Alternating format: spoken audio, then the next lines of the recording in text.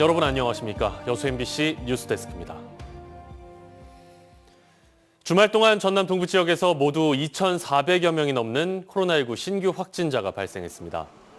전라남도 방역당국은 어제와 오늘 오후 5시까지를 기준으로 전남 동부 지역 코로나19 신규 확진자가 여수 1,002명, 순천 969명, 광양 387명, 고흥 108명으로 2,466명을 기록했으며 대부분 기존 확진자와의 접촉을 통해 감염된 것으로 분석됐다고 밝혔습니다. 현재 전남도는 도내 1,680여 개 병상의 가동률이 43%를 기록하고 있어 코로나19의 빠른 확산세 속에서도 비교적 안정적인 수준을 유지하고 있다고 덧붙였습니다. 코로나19 확진자와 격리자의 대선 투표 일정과 방법이 확정됐습니다. 전라남도 선거관리위원회는 확진자 등은 사전투표 2일차인 3월 5일 오후 6시 이전까지 사전투표소에 도착해 확진 여부 등을 확인하면 투표할 수 있다고 밝혔습니다. 선거 당일인 다음 달 9일에는 오후 6시부터 7시 30분까지 주소지 관할 투표소에서 투표할 수 있으며 일반 유권자와 동선을 분리해 임시 기표소를 설치할 예정입니다. 안철수 국민의당 대선 후보가 오늘 대선 후보 등록 이후 처음으로 호남 유세에 나섰습니다. 안철수 후보는 오늘 김대중 노벨 평화상 기념관을 방문한 뒤 목포역 광장 유세에서 고 김대중 전 대통령은 국민 통합과 국가 개혁, 글로벌 대통령이었다고 치켜 세우며 DJ의 뜻을 이어받아 4차 산업과 과학기술을 통해 20년 미래 먹거리 산업과 청년 일자리를 만들겠다고 공약했습니다. 안철수 후보는 오후에는 순천과 여수를 방문해 아내 김미경 교수와의 지역적인 인연을 언급하며 살기 좋은 지역을 만들고 의사로서 코로나19 퇴치에도 앞장서겠다며 지지를 호소했습니다. 올해는 여수세계박람회 개최 10주년이 되는 해입니다. 하지만 여전히 사후 활용은 지지부진한데요. 최근 항만공사가 개발 주체가 되는데 반대하는 광양 지역과의 갈등이 어느 정도 봉합 국면에 접어들자 이번에는 여수 지역 내에서 시민 공론화 요구가 제기돼 새로운 변수가 될지 관심이 모아지고 있습니다. 최우식 기자가 보도합니다.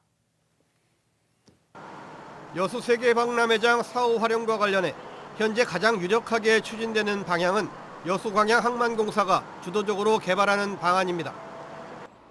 그동안 항만공사의 경영 악화를 우려하는 광양 지역의 반대 여론도 어느 정도 봉합되고 대선 이후 추경 예산을 위한 3월 임시국회에서 박람회법 개정안 통과가 목표입니다. 그런데 최근 여수 지역 내에서 시민 공론화 요구가 제기됐습니다. 박람회장은 육해공 탁월한 교통 인프라로 최고의 경쟁력을 갖춘 곳인데 그 활용 방안을 일부 정치권에서 추진하고 있다며 반드시 시민 공론화 과정을 거쳐야 한다는 겁니다. 그리고 이를 위한 준비위원회도 출범시켰습니다. 짧은 기간 동안에 우선 공론화 과정을 거치고 그리고 그 결과에 따라서 정치권에서는 그 시민들의 의사를 존중을 해서 거기에 따라서 절차를 진행해야 된다. 이거죠.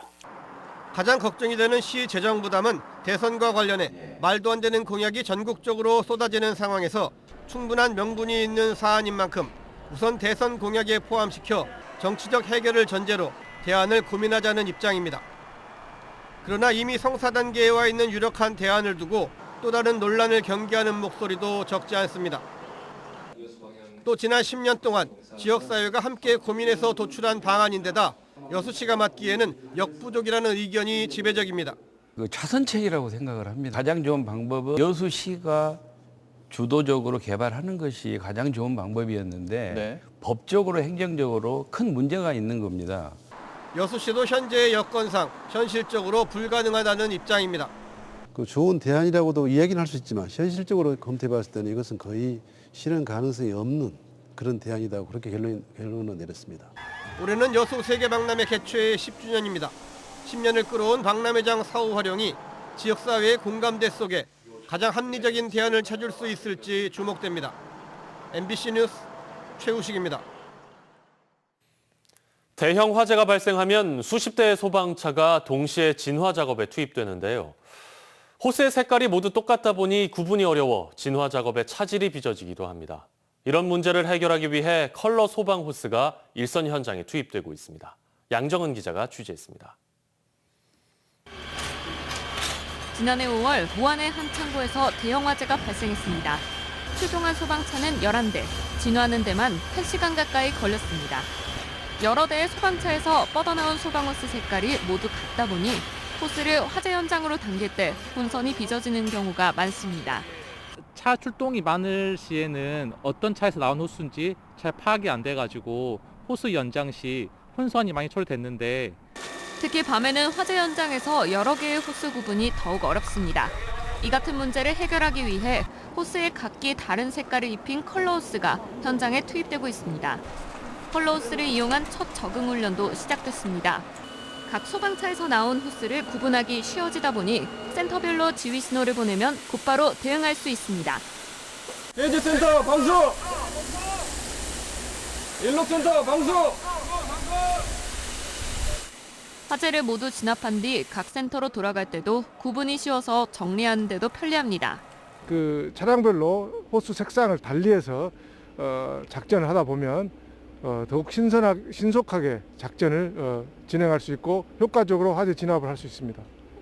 화재 현장에서 혼선을 줄일 수 있는 컬러 호스는 모안 지역 4개의 119 안전센터를 시작으로 전남 전체 소방서에 확대될 예정입니다. MBC 뉴스 양정은입니다.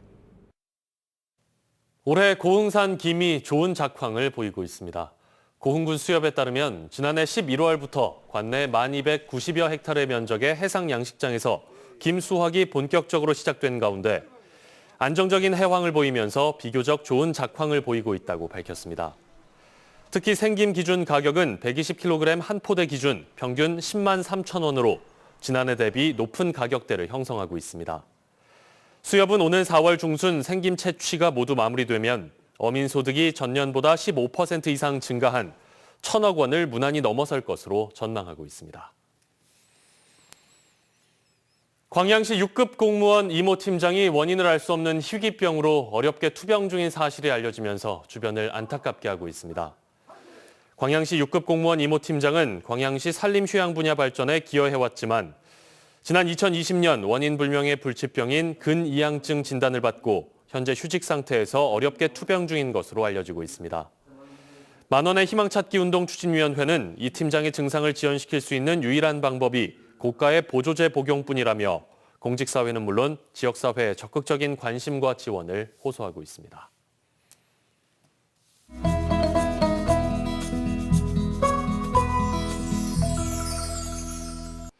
여수 MBC AI 내일의 날씨입니다. 오늘 전남 동부 지역은 여수와 순천, 광양 지역에 건조주의보가 발효되는 등 매우 건조한 날씨를 보였는데요. 내일도 구름 많고 건조한 날씨가 이어지겠습니다. 화재 발생에 각별히 유의하셔야겠습니다.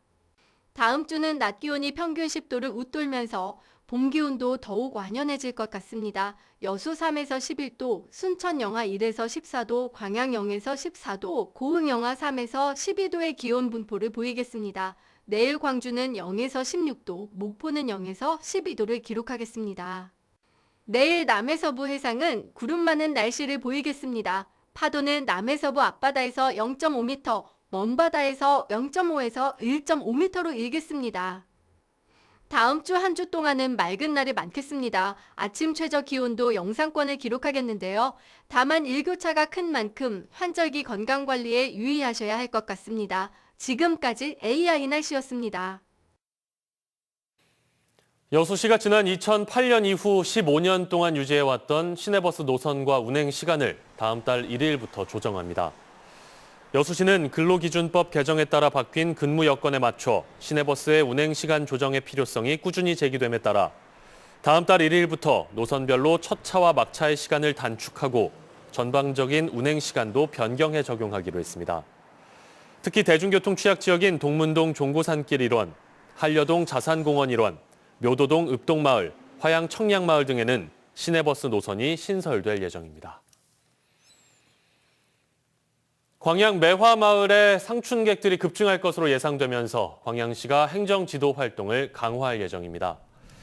광양시는 코로나19 확산으로 광양 매화축제가 3년째 공식 취소됐지만 매화꽃 개화 시기를 맞아 매화마을을 찾는 상춘객들이 늘어날 것으로 보고 내일부터 다음 달 27일까지 교통통제 상황실 운영, 노점상 단속, 방역 강화 등 행정 지원에 적극 나설 예정입니다. 시는 또 위축된 지역경제 활성화를 위해 매실 가공식품 판매 지원책도 다각적으로 펼치는 한편 전남 창조경제혁신센터와 협업해 GS 슈퍼마켓 등과 함께 매실 가공식품 기획전도 벌일 예정입니다. 법인 택시와 버스 등 운수 종사자에게 대한 재난지원금이 다음 달 말부터 지급됩니다.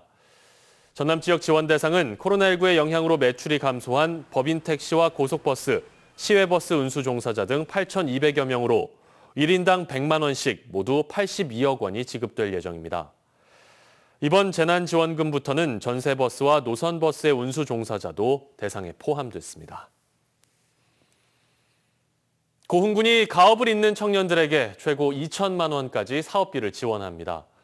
고흥군은 농축산 소상공업에 종사하는 부모나 조부모의 가업을 이어가고자 하는 19세 이상 49세 이하의 지역 청년 10명을 선발해 1인당 최고 2천만 원까지 사업비를 지원할 예정입니다.